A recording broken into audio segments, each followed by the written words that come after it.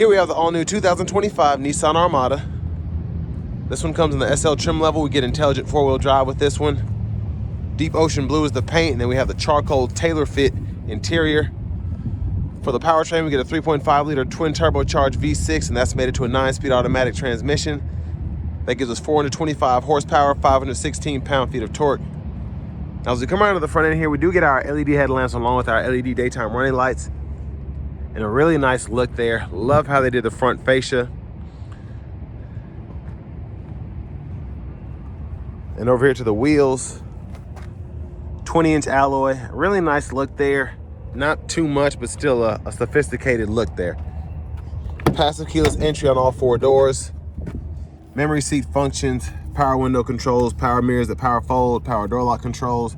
We do get blind spot monitors in the side mirror. And then we do have a Klipsch premium audio 12-speaker sound system, which I tested that out. I'll make a short of the sound system test I did, but very impressed by that system. Electronic parking brake, lane centering, and then we have the liftgate control there, power tilt telescoping steering wheel. And then here's our power driver's seat with 2-way power lumbar support. But I want to give a huge thanks to Nissan of Cool Springs for allowing me to review this Armada today. I'll leave a link below in the description. But if you're looking to find the best price on one of these closer to home, click on that second link down below. It takes just a minute to fill out your information, and I'll make sure the local dealers are fighting to get you the best price on this or whatever new vehicle you might be interested in. But I have the seat up front adjusted for someone of my size, being 6'3" with longer legs. As I would expect, great room back here. Knees aren't even touching the back of the seat. And you can actually move this seat even further back for even more space. So very impressed there. Rear AC controls are here. 2 USB-C charge ports, 12 volt. In the middle here, 2 more bottle holders, and then 2 USB-C charge ports. I meant to say 2 bottle holders and then 2 more USB-C ports. So you get 4 right up here, so you can charge your iPad and your phone and whatever else. So I was pretty impressed by that. View of the front from back here. Seat back pockets are on both sides. And I like how they did the kind of center console. So it's off to the side here, so you can still kind of get through, or at least the kids can get through to that third row. So I'm gonna check that out. So just bear with me as I try to squeeze back here. So definitely tight in that middle part there. But I like having this feature in the SL where I can actually lean the seat forward and back. And then USB-C charge port there with 2 bottle holders. And you get that on both sides. AC vents in the back there with grab handles. That's something I don't see very often for the third row, is having a grab handle there. So impressed by that. LED reading lights throughout. And you can actually just grab this from the back, and that tilts the seat up if you want to get out that way. But it's actually easier to just pull through here for me. But I like having that flexibility in this vehicle. Now your child locks are manual, so you just lock, unlock from right there. Then you have a press capless fuel filler. And we're gonna go to the back here. I didn't realize how dirty it was on the back, so I apologize. We'll give it a remote start. I forgot, it has very little gas in it, so that's why I won't do that. But nice LED tail lamps here. Like the view from the back. I actually prefer the back of the Armada and the front of the QX80.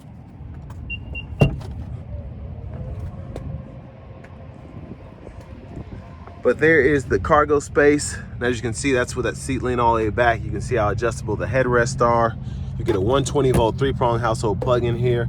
Great to charge your laptop while you're in the back or whatever. And then you can also power fold the seats one touch from right here. So seats do have to be up far enough where that can fold down.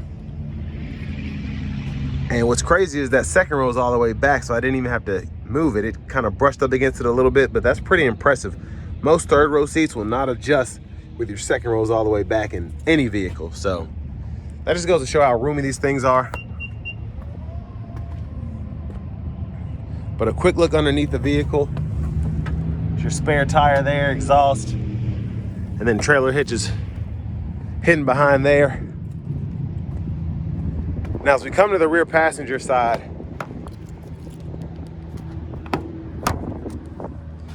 we can fold the seat flat here, move the seat bottom forward and back there, and then again, we can pull that latch to tumble it, but pretty easy to fold flat. And then to the front passenger seat, we get power with two-way power lumbar support. And I feel like a good middle of the road here as I'm looking at this vehicle. If you don't necessarily want to pay for a platinum, you don't need the Pro 4X capability, this is a good way to go, and you still get most of your luxury amenities. I think you're really just missing a sunroof and the cooled seats on this one in particular, but still under $70,000. And you all can pause anywhere you need to take a closer look at anything. So it's still thirsty, 16 miles per gallon city, 19 highway, but it's what I'd expect. But we're gonna see if it's worth it having that 3.5 twin turbo V6 as opposed to the V8 on the test drive portion. Well, let's take a quick look in the engine bay just to see that engine.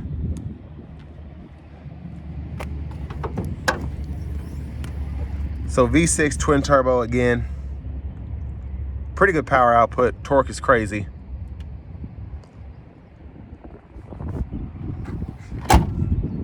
Let's go ahead and hop in the driver's seat, and I'll start it from inside.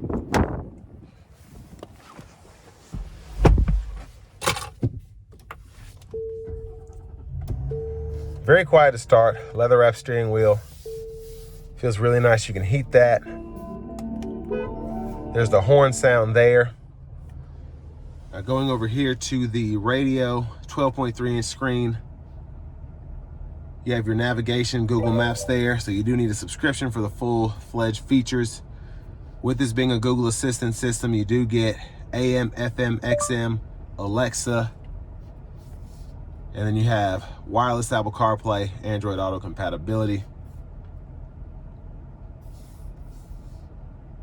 And then you have a few different menus in your home page, and then you can go through the maps or shortcut for the music, CarPlay, and all of that there. Within your settings,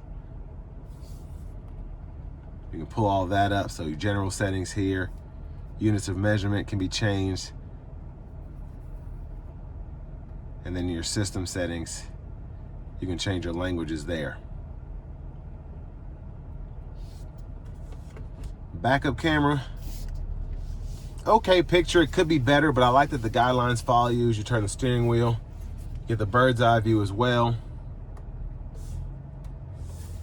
And that front camera too. And then down here you can adjust the brightness and then the camera angle views as well. So again, like as you look closer, it just seems a little grainy to me. I expected better, but it is what it is. You do get the curbside view, so hazards there. Volume knob here, you click there to turn the audio off. Now down here you get your dual zone automatic climate control, so switches for the temperature, fan speed, on or off, that heated steering wheel toggle, and then your 3-stage heated seats for the driver and front passenger. And then with the intelligent 4-wheel drive, we have several different drive modes. So you have your Eco, Sport, Tow, Rock, Sand, Mud, Rut, Snow, and then your standard there. So you get the words and animations on the actual gauge cluster, and then you have the different settings on the little knob itself, and then your downhill brake control there.